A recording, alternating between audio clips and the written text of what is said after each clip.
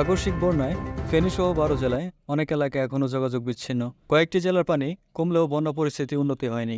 নতুন এলাকা প্লাবিত হওয়ার খবর পাওয়া গেছে। কুমিল্লা গৌতমতীর বাঁধ ভেঙে বুড়িচং উপজেলার অন্তত ৩৫টি গ্রাম প্লাবিত হওয়ার খবর পাওয়া গেছে। সবচেয়ে খারাপ অবস্থা ফেনী জেলা। শহরের সঙ্গে ৬ উপজেলা যোগাযোগ বিচ্ছিন্ন হয়ে পড়েছে। বিদ্যুৎ ও মুঠোফোনের নেটওয়ার্ক না থাকায় জেলার কয়েকটি গ্রামের মানুষের অবস্থা খবর পাওয়া যাচ্ছে না। উজানে ভারতের ত্রিপুরা থেকে নেমে আসা ঢল ও কয়েকদিনের প্রবল বর্ষণে সরকারি হিসেবে দেশের ১১টি জেলা বন্যা কবলিত। এগুলো হলো ফেনী, কুমিল্লা, নোয়াখালী, লক্ষ্মীপুর, ব্রাহ্মণবাড়িয়া, চট্টগ্রাম, কক্সবাজার, খাগড়াছড়ি, সিলেট, মৌলভীবাজার ও হবিগঞ্জ। এর বাইরেও বন্যা কবলিত রাঙ্গামাটি জেলার পানি কমতে শুরু করেছে। এসব জেলার প্রায় ৯ লাখ পরিবার পানিবন্দী। ক্ষতিগ্রস্ত হয়েছে মানুষের সংখ্যা প্রায় ৪৫ লাখ। বন্যায় ৩ দিনে এখন পর্যন্ত ১৩ জনের মৃত্যুর খবর পাওয়া গেছে। ফেনী জেলায় প্রশাসন সূত্র জানায়, ছাগলনাইয়া, ফুলগাজী, পরশুরাম, ফেনী সদর, দাগনভূঞা ও সদর ও সোনাগাজী উপজেলায় নতুন এলাকা প্লাবিত হয়েছে। প্রায় ৩.৫ লাখ মানুষ দুর্ভোগে আছেন।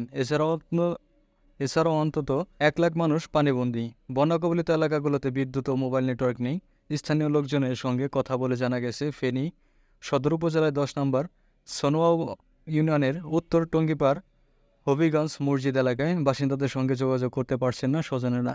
এছাড়াও ১০ নম্বর গোপাল ইউনিয়ন ৩ নং ওয়ার্ডের আলোকদিয়া ও চরলালা গ্রামে এবং পরশুরাম উপজেলায় চিতলিয়া গ্রামের মানুষ যোগাযোগ বিচ্ছিন্ন হয়ে পড়েছে। এ বিষয়ে প্রশাসন কর্মকর্তাদের সঙ্গে যোগাযোগ করা হয়নি। ঢাকা-চট্টগ্রাম মহাসড়কে কার্যত অচল। ঢাকা-চট্টগ্রাম মহাসড়ক গত বুধবার থেকে কার্যত অচল। মিরসাইর থেকে ফেনী সদর পর্যন্ত কোনো যানবাহন চলাচল করতে পারছে না। কোনো যানবাহন ২৪ ঘন্টা, কোনোটি ৩০ ঘন্টা পর্যন্ত আটকে ছিল। শুধু ত্রাণবাহী যানবাহন থেমে চলাচল করছে। শত শত যানবাহন সড়কে আটকে থাকার অনেক হেঁটে যাচ্ছে গন্তব্যস্থলে। গতকাল শুক্রবার সকাল ৭টায় প্রথম আলোর চট্টগ্রাম নিজস্ব প্রতিবেদক চট্টগ্রাম নগরের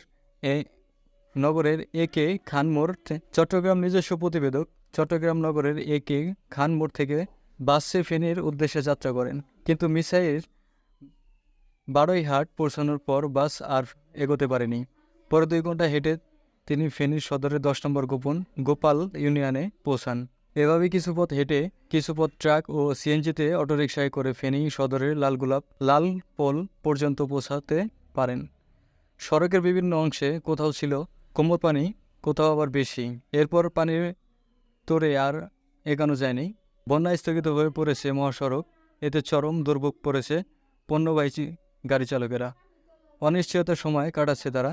গতকাল দুপুর থেকে ঢাকা-চট্টগ্রাম মহাসড়কের ফেনী সদরের লেমুয়া এলাকায় নার্গিস আক্তার নিজের সন্তানসহ সিলেট যাবেন। নার্গিস আক্তার বলেন, বৃহস্পতিবার থেকে ফেনী সদরে ঢোকার মুখ আটকা পড়ে তাদের বাসটি। ওই দিন থেকে গতকাল বিকেল অবধি গাড়িতেই বসা। মাঝখানে ২ বার কেক ও বিস্কুট কিনে খাওয়ার পেরেছেন সন্তানকে।